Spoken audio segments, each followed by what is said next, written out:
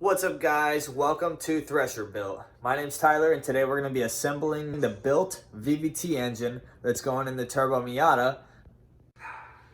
This engine is going to be capable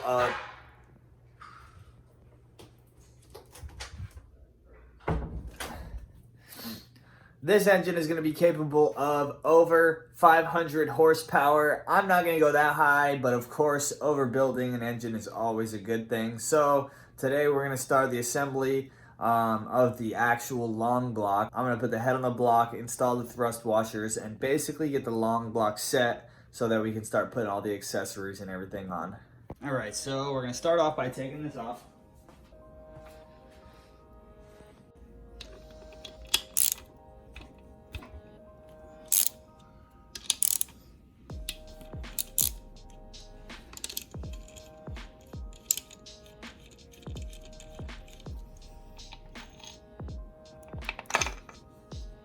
All right, so now what we do is if you look in there,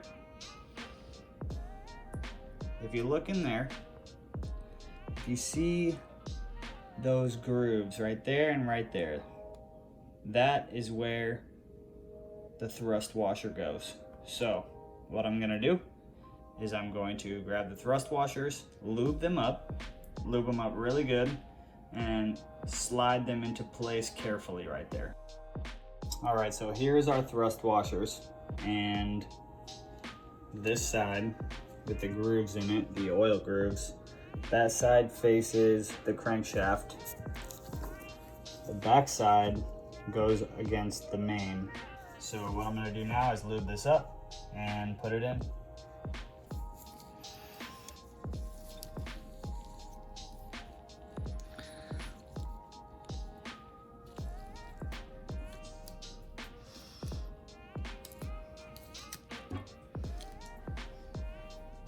Now, I'm doing this with the crankshaft already installed because I made a mistake when ordering.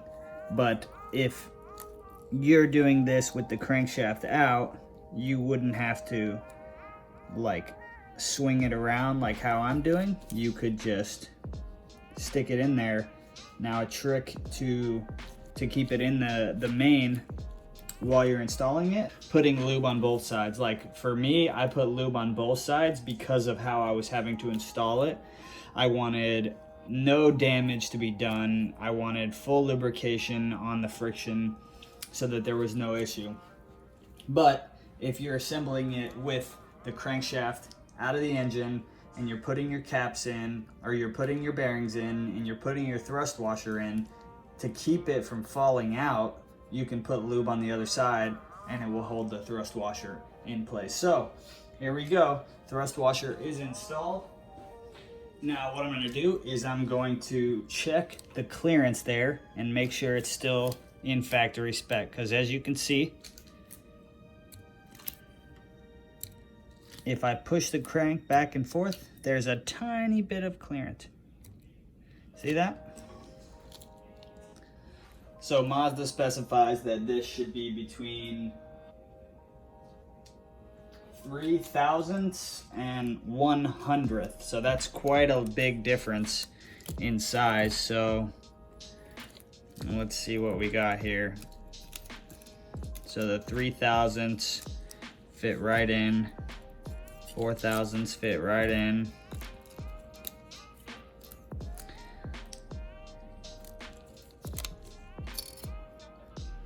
Five starts getting tight. Now we'll push it this way. Five's getting tight. You're looking at maybe 6 or 7, which is still way within factory spec. As long as it's above 3 thousandths and below 1/100th, then it's good to go. And that's 4 thousandths. There's like the last one, 5 thousandths is getting tight. So I'd say we're within spec.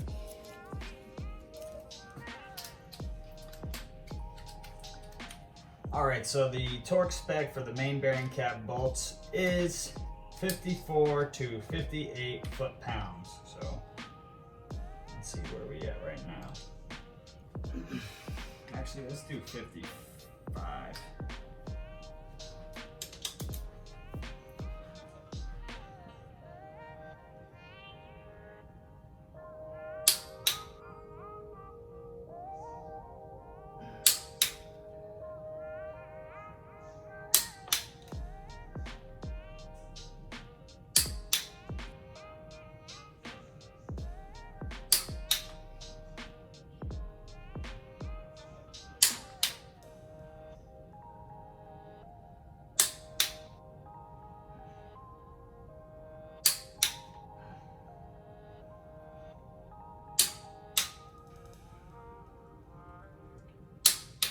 Bam. So main caps are on, rod caps are on. I'm gonna go get the main bearing support tray, put it on, tighten these down. Let's get it going. So the gasket set from Treasure Coast Miata for the VVT Miata engine is $450. And I was like, no way, dude. So I saw that their other gasket sets, their complete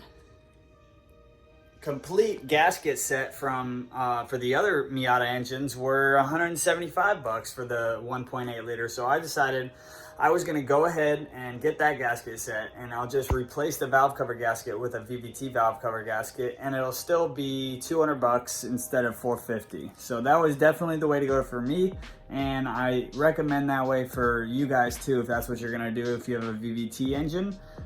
There's a couple of other places that sell OEM Mazda gasket sets, but they're really expensive. I know, like, I think Flying Miata and Moss Motors both have them around the $350 range, and at that point, you know, you might as well go with, sorry, I saw my Bitmart notification on here and I almost said you might as well go with Bitmart. You might as well go with Felpro at that point, because for $350, $450 for a gasket set, it's not happening. It's just not happening. So we're gonna get started. I'm gonna wipe off this head with some brake clean, wipe off the block, get it all clean, ready to go, and I'm gonna throw that girl on there. So let's see what they got in here. So I already started to open it, but I haven't taken anything out. So first off, here's the valve cover gasket for the 94 to 2000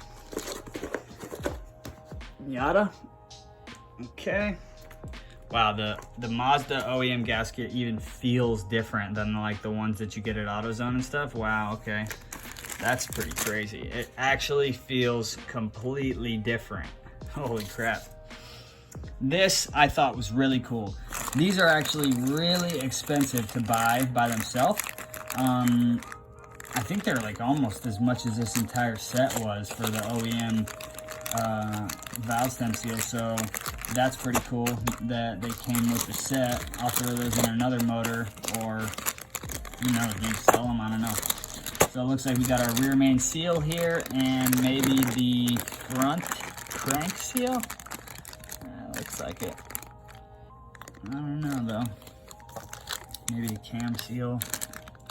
That looks like the front crank seal though. So rear main, front crank seal. We got our nice OEM exhaust manifold gasket, intake manifold gasket. Let's see if I can get this out with one hand. So this is your total set. This has everything in it. It's got water pump gasket, thermostat, you know, oil pan, half crescent. This is even for the this isn't even like an engine gasket. This is for around the water neck in the front right here. There's a couple timing cover gaskets in there as well, which is cool because I know the ones that I have are junk right now and they're falling apart, so that's cool. And of course your exhaust manifold and head gasket. Whoa, look at that beauty right there. So I'm gonna go wash my hands and get ready to wipe down that surface and get this thing on there.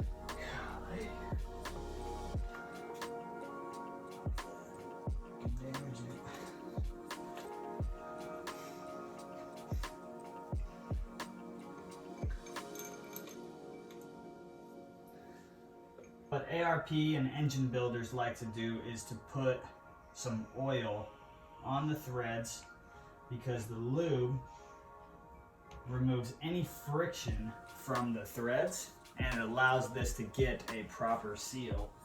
So you would think that lubricating threads would be counterproductive, right? That it would actually make the bolt not tight enough, but that's actually false. It actually helps to get a perfectly accurate torque reading.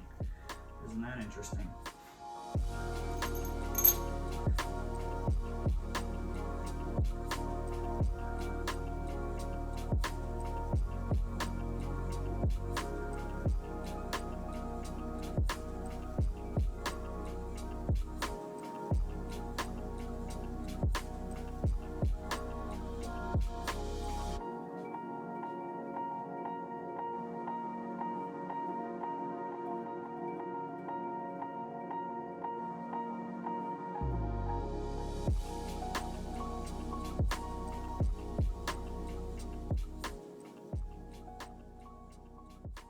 Okay, now that I got all the head bolts in and they're basically finger tightened down, I'm gonna go ahead and start torquing them down.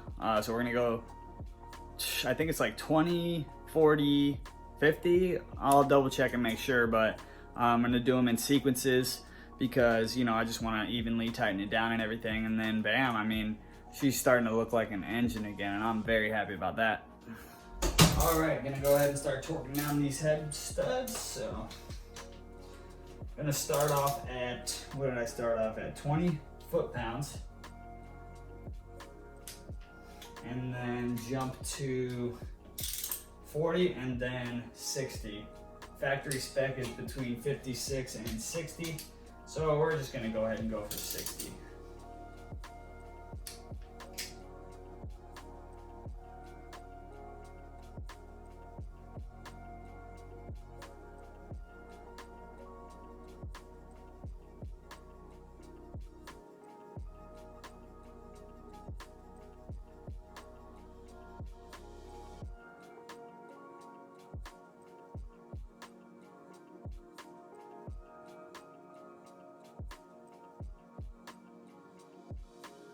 Alright guys, well the head is on the block. I couldn't be happier.